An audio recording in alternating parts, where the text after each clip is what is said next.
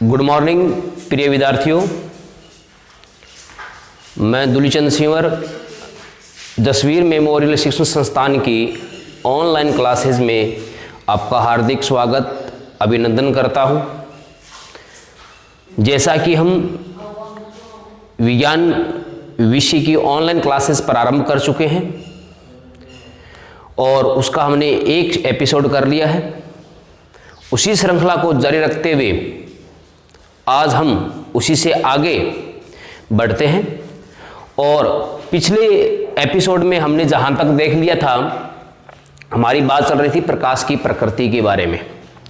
तो प्रकाश की प्रकृति में हमने एक सिद्धांत का अध्ययन कर लिया था और वो सिद्धांत का अध्ययन किया था अपन ने न्यूटन का कणिका सिद्धांत। और उसमें हमने ये देखा कि न्यूटन ने उस सिद्धांत में प्रकाश को जो है कण रूप में प्रदर्शित किया है, यानी कि प्रकाश स्रोत से प्रकाश जो है वो छोटे छोटे कणों के रूप में उत्सर्जित होता है और उन्हीं कणों को उसने कणिका नाम दिया। उसी बात को अपन आगे बढ़ाते हुए थोड़ा दूसरे सिद्धांत की ओर अपन बात करते हैं। तो देखो, प्रकाश की प्रकृति के बारे में जो दूसरा अपन सबसे अच्छा सर्वाधिक मान्य सिद्धांत या बात करें अपन मान्य सिद्धांत की, तो वो है तरंग सिद्धांत, प्रकाश का तरंग सिद्धांत। देखिए तरंग सिद्धांत क्या है। देखो, तरंग सिद्धांत में जैसे आपको नाम से पता चल रहा है कि इस सिद्धांत में प्रकाश को तरंग रूप में प्रदर्शित किया गया है, यानी कि प्रकाश की प्रकृति जो है तरंग बताई गई है कि प्रकाश जो है तरंगों के रूप में संचरित होता है, जैसा कि नाम से ही विदित है। तो देखो, इस सिद्धांत में एक वैज्ञानिक है जिनका नाम है हाइगेन। देखो, कुछ किताबों में आपको हाइगेन नाम लिखा मिलेगा, कुछ किताबों में आपको हाइगेन्स लिखा हुआ मिलेगा। उसका कोई आपको जो है किसी प्रकार का जो है कन्फ्यूजन नहीं लेना है। तो हाइगेन्स ने सन 1678 ईस्वी में इस सिद्धांत का प्रतिपादन किया। कब किया? 1678 में। कौन से वैज्ञानिक ने किया? हाइगेन्स ने। अच्छा, इस सिद्धांत में हाइगेन्स ने प्रकाश के बारे में स्टेटमेंट क्या दिया, कथन क्या दिया, तो उस कथन को ध्यान से देखिए। थोड़ा सिद्धांत को अपन थोड़ा समझ लेते, उसके बाद अपने इसको नोट कर लेंगे, लिख लेंगे। तो देखिए, इस सिद्धांत में हाइगेन्स ने क्या कहा। हाइगेन्स ने सिद्धांत में कहा कि प्रकाश जो है वो तरंग रूप में संचरित होता है। किस रूप में संचरित होता है प्रकाश? तरंग रूप में संचरित होता है। तरंग रूप का मतलब कि प्रकाश जो है एक प्रकार की तरंग, वेव, इस प्रकार से संचरित होता है।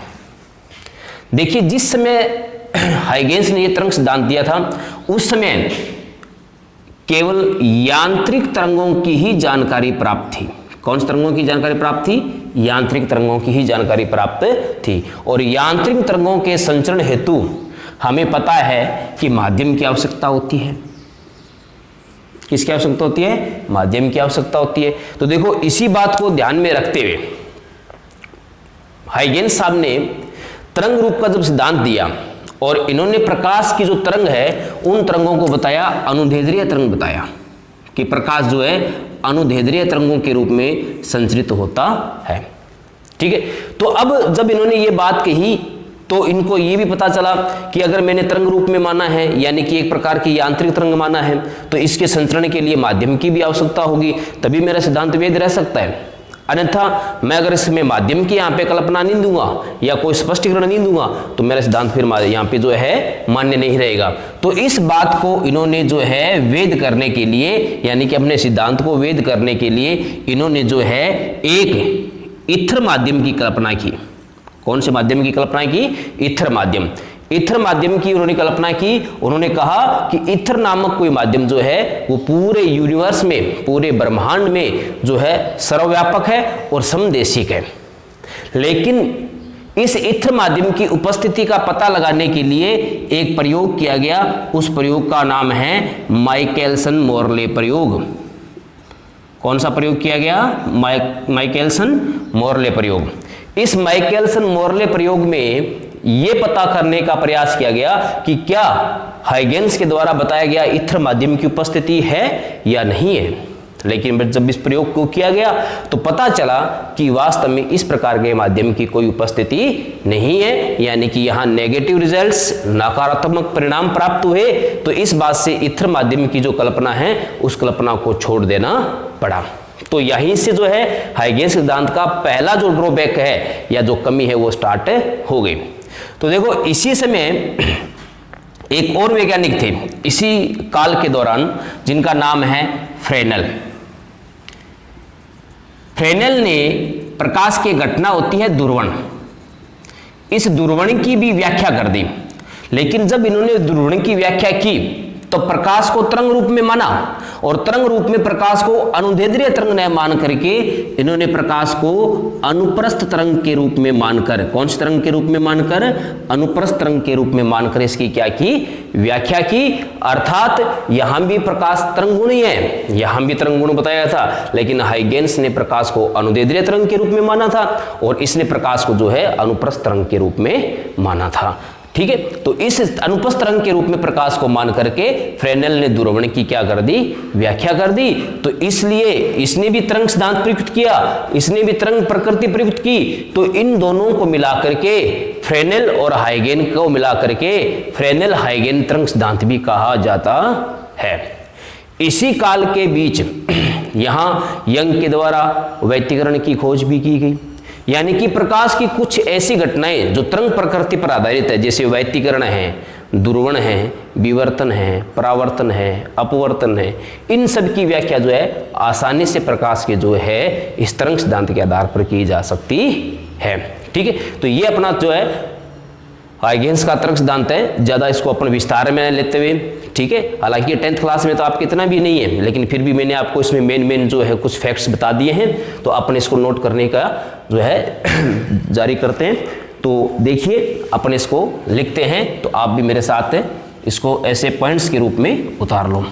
तो देखो पहला पॉइंट इसका यही हो गया कि इसकी खोज हाइगेन्स ने की और की कब की, 1678 ईस्वी में की। दूसरी बात इसमें अपन क्या लिखेंगे, दूसरी इसमें ये लिखेंगे, इसमें मेन कथन क्या है, तो इसमें लिखेंगे कि इसमें हाइगेन्स ने प्रकाश को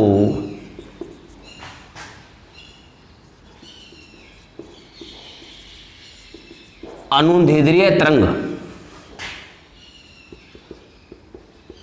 के रूप में बताया। किस रूप में बताया, अनुदैर्ध्य तरंग के रूप में बताया। ठीक है, उस समय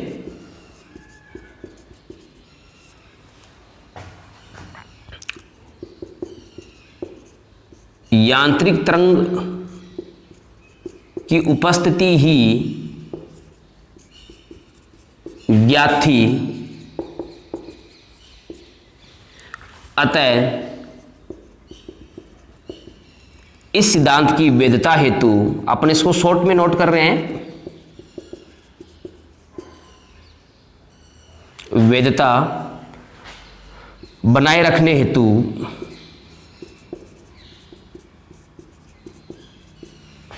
हाइगेन्स ने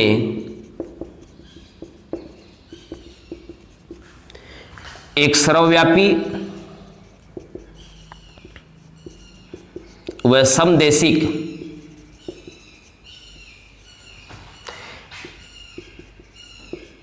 ईथर माध्यम की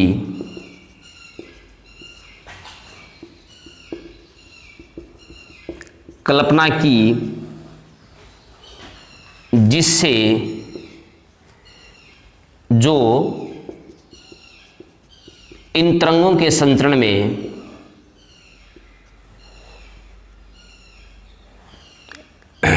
माध्यम की कल्पना की, जो इन तरंगों के संचरण में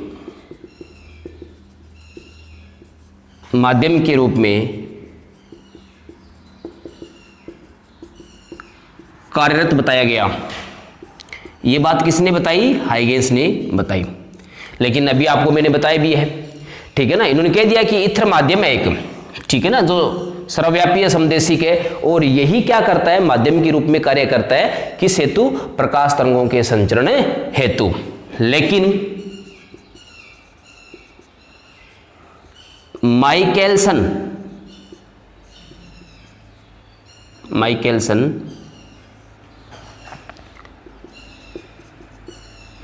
मोर्ले प्रयोग द्वारा इस माध्यम की उपस्थिति को नकार दिया गया। कौन से प्रयोग के द्वारा? माइकेलसन मोर्ले प्रयोग के द्वारा इस माध्यम की उपस्थिति को नकार दिया गया। ठीक है, ये बात होगी इसके तर्क सिद्धांत की। इसमें आगे अपने फ्रेनेल वाले बात भी लिख लेते हैं।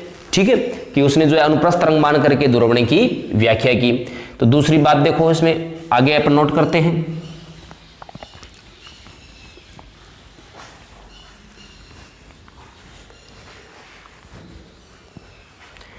अब देखो, इसमें फ्रेनेल ने प्रकाश को अनुप्रस्थ तरंग के रूप में मानकर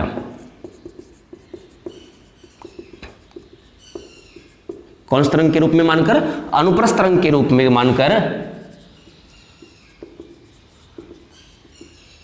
दूरवर्णी की सफल व्याख्या की। सफल व्याख्या की। ठीक है ना? इसी कारण इस सिद्धांत को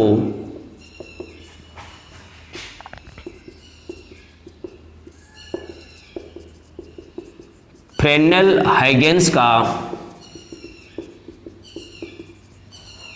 तरंग सिद्धांत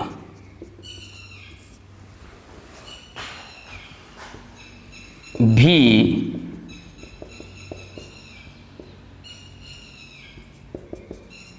कहा जाता है। इसको नया नाम क्या दिया गया?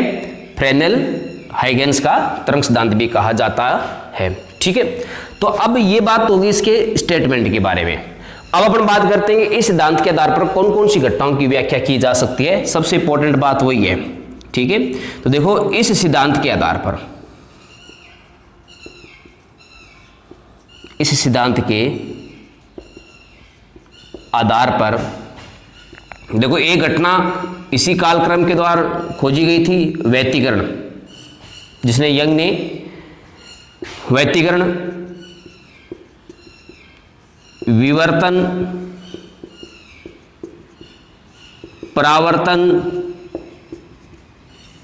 अपवर्तन और आपके दूरवर्ण की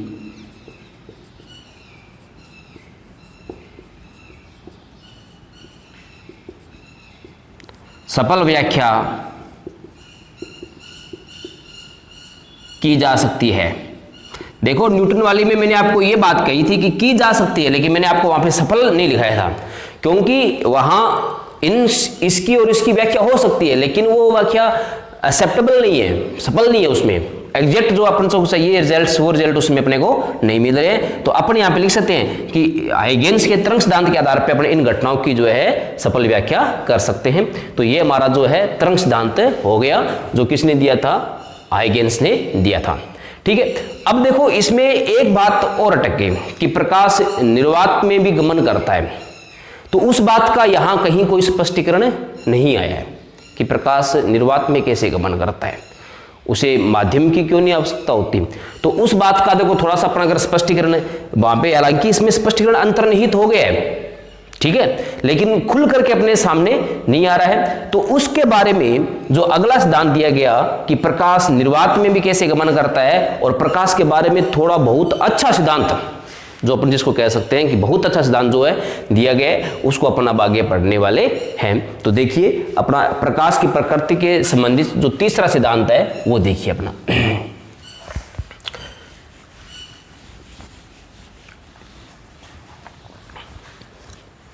देखिए, प्रकाश की प्रकृति से संबंधित जो 3 नंबर सिद्धांत है, वो सिद्धांत क्या अपना? वो है प्रकाश का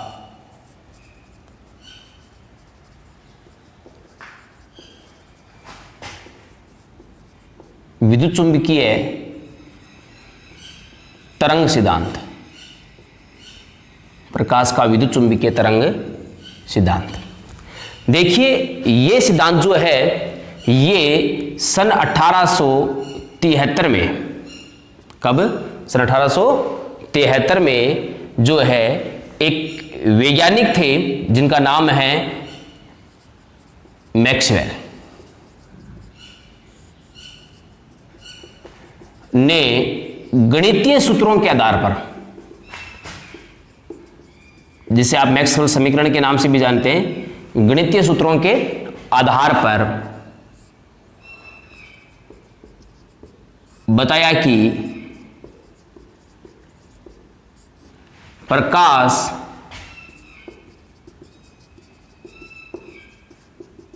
एक प्रकार की विद्युत चुंबकीय तरंग है। ये बात किसने बताई? मैक्सवेल ने बताई। ठीक है, कब बताई? 1873। सन वगैरह इतने इंपॉर्टेंट नहीं है, आपको इतना ध्यान रखना है कि मैक्सवेल ने क्या स्टेटमेंट दिया। इन्होंने ये बताया कि प्रकाश एक प्रकार की विद्युत चुंबकीय तरंग है, यानी कि यहां भी प्रकाश को तरंग रूप में माना गया है, लेकिन थोड़ा सा चेंज कर दिया है कि यहां पे प्रकाश किस प्रकार की विद्युत चुंबकीय तरंग है। विद्युत चुंबकीय तरंग क्या होती है उसकी बात अपन अभी करने वाले हैं। तो बस आपको इतना स्टेटमेंट ध्यान रखना है कि प्रकाश क्या है? एक प्रकार की विद्युत चुंबकीय तरंग है। ये बात किसने कही? मैक्स मुलर ने कही। किसके आधार पे? गणितीय सूत्रों के आधार पे, जो कि इनको अपने मैक्सवेल समीकरण भी कहते हैं, जो कि आपके क्लास 12th में लगती है। अब देखो, अब इन्होंने ये बात कह दी, लेकिन इसमें विद्युत चुंबकीय तरंगों की उपस्थिति सार्वजनिक नहीं थी, सार्वजनिक उपस्थिति नहीं थी। तो उसको कैसे किया गया? देखो 1887 में एक वैज्ञानिक थे जिनका नाम था हर्ट्ज। वैज्ञानिक हर्ट्ज ने प्रयोगशाला में विद्युत चुंबकीय, मैं इसको शॉर्टकट में लिख देता हूं, विद्युत चुंबकीय तरंग, विद्युत चुंबकीय तरंग को प्राप्त करने में सफलता हासिल की। ठीक है ना? किसके रूप में? विद्युत चुंबकीय तरंगों को क्या किया उन्होंने? प्राप्त किया, वह बताया। और क्या बताया इन्होंने? कि विद्युत चुंबकीय तरंगों में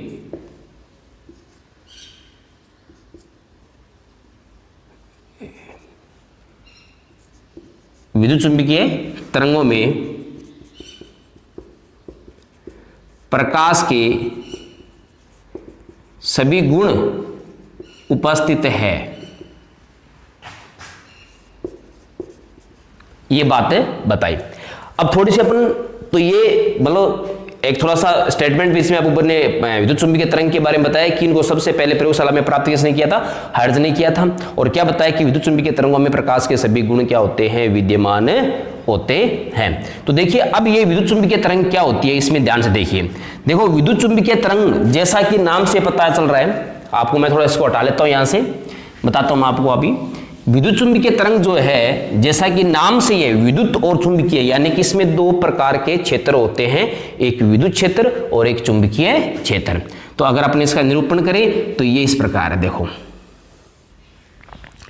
इसमें अगर मैं विद्युत क्षेत्र को ऐसे प्रदर्शित करूं, ठीक है, मान लो ये एक्स एक्सिस है, ये मान लो वाई एक्सिस है, तो ये कौन सी होगी? Z axis. तो अगर मैं विद्युत क्षेत्र को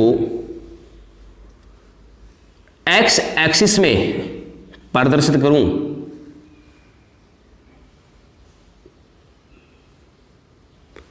तो मुझे चुंबकीय क्षेत्र जो है वाई एक्स में प्रदर्शित करना पड़ेगा, क्योंकि विद्युत चुंबकीय तरंग में विद्युत क्षेत्र और चुंबकीय क्षेत्र एक दूसरे के लंबवत हमेशा रहते हैं, और एक दूसरे के लंबवत एक प्रकार की गति, जिसे अपने सरलावर्त गति कहते हैं, वो करते हैं। एक दूसरे के लंबवत कंपन करते हैं, या अपने इसको ऐसे कह सकते हैं, एक दूसरे के लंबवत सरलावर्त गति करते हैं। यानी कि विद्युत चुंबकीय क्षेत्र में, विद्युत चुंबकीय तरंग में विद्युत व चुंबकीय क्षेत्र परस्पर एक दूसरे के लंबवत कंपन करते हैं। ठीक है? और तरंग का जो संचरण होता है वो विद्युत और चुंबकीय दोनों क्षेत्रों के कंपन का जो तल है, इस तल के पूर्ण क्या होता है, लंबवत होता है। यानी कि अगर विद्युत क्षेत्र x दिशा में, x एक्सिस में कंपन कर रहा है, ऐसा चम कर रहा है, चुंबकीय क्षेत्र अगर y में ऐसा चम यानी कि कंपन कर रहा है, तो इस तरंग का जो संचरण होगा वो z दिशा में होगा, यानी कि z एक्सिस में होगा। तो ये अपने को ध्यान रखना है कि विद्युत चुंबकीय क्षेत्र में, विद्युत चुंबकीय तरंग में विद्युत और चुंबकीय क्षेत्र परस्पर लंबवत होते हैं, ठीक है ना, और लंबवत होते हैं, और तरंग संचरण भी इन दोनों क्षेत्रों के कंपन के तल के परस्पर लंबवत संचरित होता है। तो इसमें देखो, चूंकि विद्युत क्षेत्र कंपनशील है, चुंबकीय क्षेत्र कंपनशील है, इसलिए इसको किसी भी प्रकार के माध्यम की आवश्यकता नहीं होती है संचरण हेतु, ये निर्वात में भी गमन कर सकती है। तो आपको विद्युत चुंबकीय तरंग के बारे में ज्यादा नहीं पढ़ना, बस आपको इतना ध्यान रखना है 10th क्लास तक कि प्रकाश को विद्युत चुंबकीय तरंग के रूप में भी माना जाता है, यानी कि यहां भी प्रकाश को तरंग सिद्धांत के रूप में माना गया है। तो इसके आधार पर भी अपन प्रकाश के परावर्तन, अपवर्तन, विवर्तन और व्यतिकरण की सफल व्याख्या कर सकते हैं, ठीक है।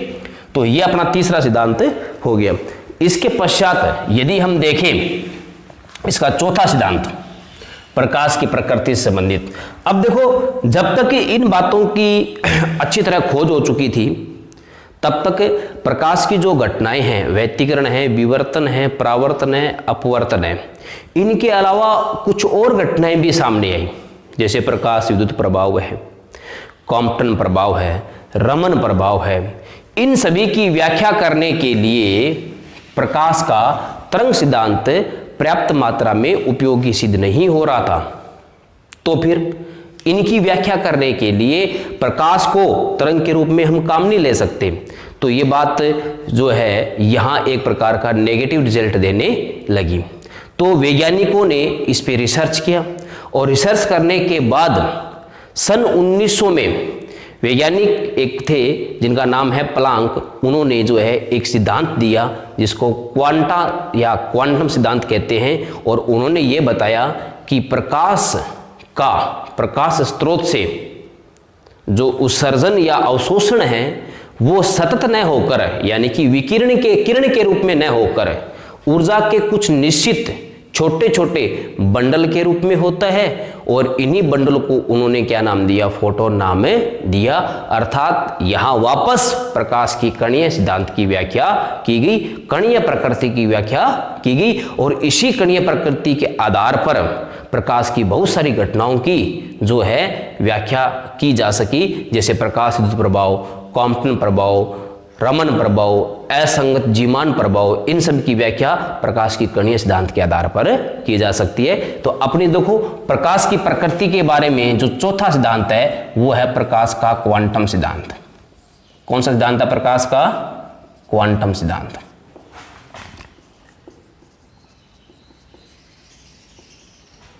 ठीक है, प्रकाश का क्वांटम सिद्धांत। ठीक है, तो देखो ये सिद्धांत क्या है। अभी आपको जैसे मैंने बताया कि बहुत सारी घटनाएं ऐसी है जिनकी व्याख्या अपन तरंग सिद्धांत के आधार पर नहीं कर सकते। उन घटनाओं की व्याख्या करने के लिए प्रकाश के क्वांटम सिद्धांत का जो है प्रयोग किया जाता है। और ये सिद्धांत किस पर आधारित है? ये प्लांक के क्वांटम सिद्धांत पर आधारित है। ठीक है, तो देखो इसमें आपको मैं लिखवा देता हूं, प्रकाश की विभिन्न घटनाएं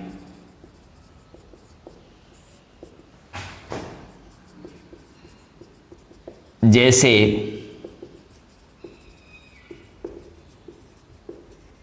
प्रकाश विद्युत प्रभाव, रमन प्रभाव,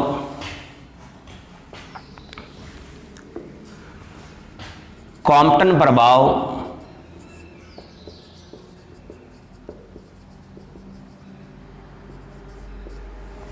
आदि की व्याख्या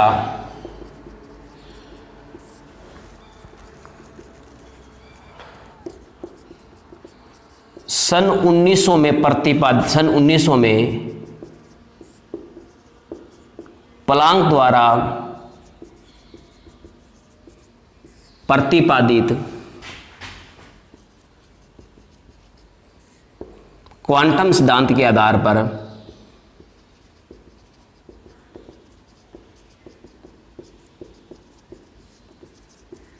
की जा सकती है या की जाती है। ठीक है, अब ये सिद्धांत क्या है?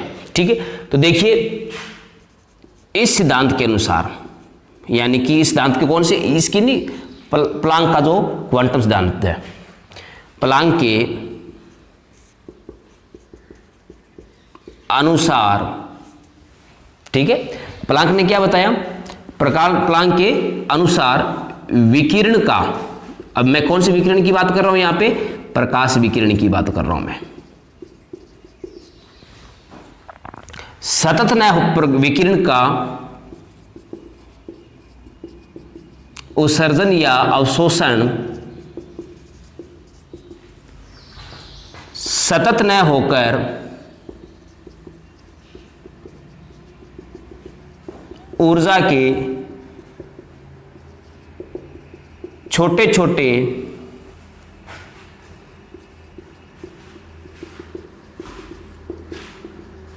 बंडल के रूप में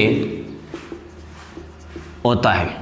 ठीक है ना, प्लांक के अनुसार विकिरण का उत्सर्जन अवशोषण सतत न होकर ऊर्जा के छोटे छोटे बंडल या पैकेट्स के रूप में होता है, और इस प्रत्येक बंडल की ऊर्जा भी निश्चित होती है। उन्होंने इसका ऊर्जा भी बताया, E बराबर एच न्यू वाला जो आपने पढ़ा होगा, कभी देखा होगा, वो अपने यहाँ 10th लेवल की बात नहीं है। तो ऊर्जा के छोटे छोटे बंडल के रूप में होता है। ठीक है ना, ये बात बताई। ठीक है, यानी कि बंडल के रूप में होता है, और इसी बंडल को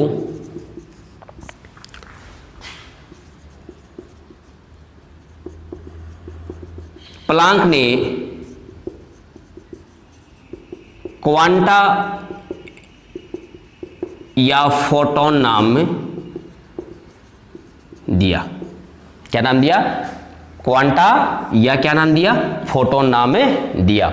यानी कि ये बात यहां तक क्लियर होगी कि प्लांक ने प्रकाश की कणीय सिद्धांत की व्याख्या करने में, ठीक है ना, वैसे प्लांक ने कुछ नहीं कहा, इस सिद्धांत के आधार पर ही इन घटनाओं की व्याख्या की गई। प्लांक ने क्वांटा या फोटोन क्या दिया, इसको नाम दिया।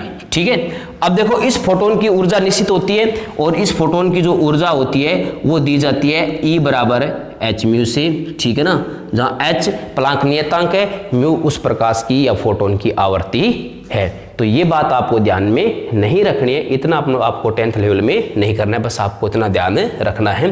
क्या नाम दिया? क्वांटा या फोटोन नाम दिया। तो देखो यानी कि कन्फर्म बात वापस वही आ गई कि बंडल यानी कि प्रकाश को यहाँ पे कणीय प्रकृति में प्रदर्शित किया गया है, अर्थात अपने यहाँ पे लिख सकते हैं, अर्थात यहां प्रकाश को कणीय प्रकृति बताया गया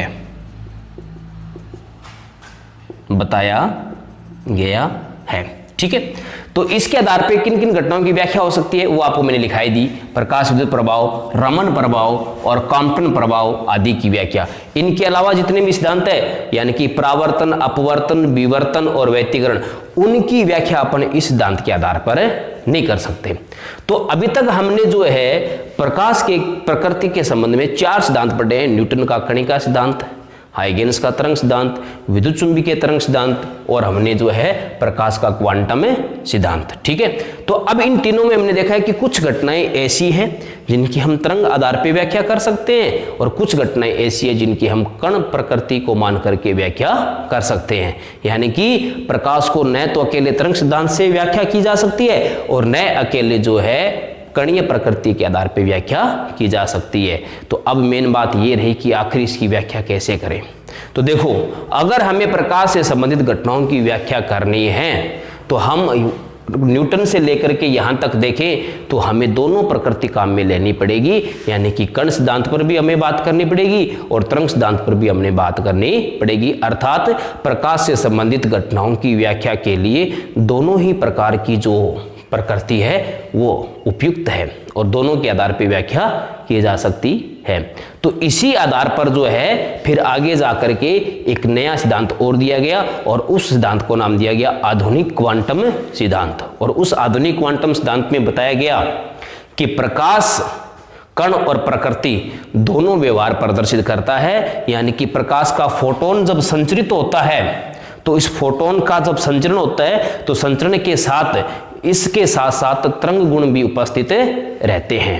ठीक है ना। लेकिन एक समय में या तो तरंग के रूप में व्यवहार करेगा या कण के रूप में व्यवहार करेगा। एक समय में दोनों प्रकृति एक साथ कभी प्रदर्शित नहीं कर सकता।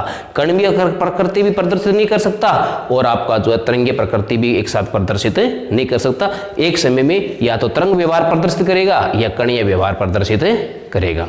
तो अपने इसके नीचे जो है नोट लगा के लिख लेते हैं।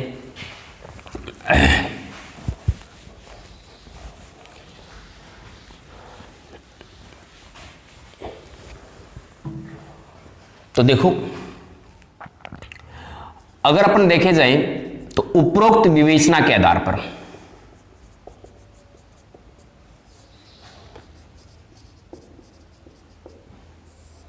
चलो इसको एक काम करते हैं, हमने सिद्धांत से ही नोट कर लेते हैं। 5 नंबर सिद्धांत से प्रकाश की दोहरी प्रकृति का सिद्धांत, इसको आप शॉर्ट में नोट कर लो। ये सन 1923 में डी ब्रोगली के द्वारा दिया गया। इस सिद्धांत में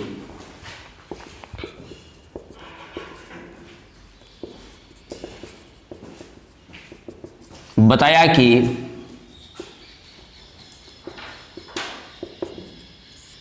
फोटोन के संचरण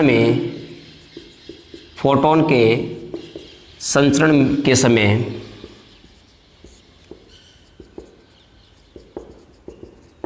फोटोन के साथ तरंग गुण भी उपस्थित होता है, अर्थात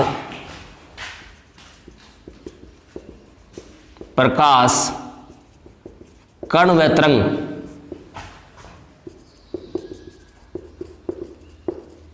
दोहरी प्रकृति प्रदर्शित करता है। अब इस फोटोन का निर्माण कैसे होता है कि जब फोटोन का संचरण होता है तो फोटोन की जो आवृत्ति है, मध्यवर्ती आवृत्ति है, उसके निकटवर्ती जो आवर्तियां होती है उनका अध्यारोपण होता है और उन्हीं निकटवर्ती आवर्तियों के अध्यारोपण से फोटोन के साथ तरंग गुण उपस्थित होता है। जो आपके सिलेबस से ऊपर की बात है, आपको इतना ध्यान नहीं रखना है। और इस फोटोन को अगर अपन प्रदर्शित करना चाहें तो फोटोन का निरूपण अपन इस प्रकार से कर सकते हैं, जिसमें दोनों प्रकृति प्रदर्शित हो रही है, बाहर वाली कणीय और अंदर वाली जो है तरंग रूप को प्रदर्शित करती है। तो यहां तक अपने जो है प्रकाश की प्रकृति के बारे में पूर्ण बातें कर ली है। ठीक है, आप इसको रिवाइज कीजिए, पढ़िएगा। इसमें आपको मैंने आपकी क्लास से काफ़ी अच्छे स्तर का दे दिया है, इससे बाहर क्वेश्चन जानने की कोई संभावना आपके स्तर पर नहीं रहेगी। ठीक है, इसी के साथ अपने प्रकाश से प्रकृति से संबंधित जो अपना बिंदु है वो समाप्त होता है। आगे की जो चीज़ प्रक्रिया है वो अपने अगले एपिसोड में देखेंगे। इसी के साथ जय हिंद, जय भारत, धन्यवाद।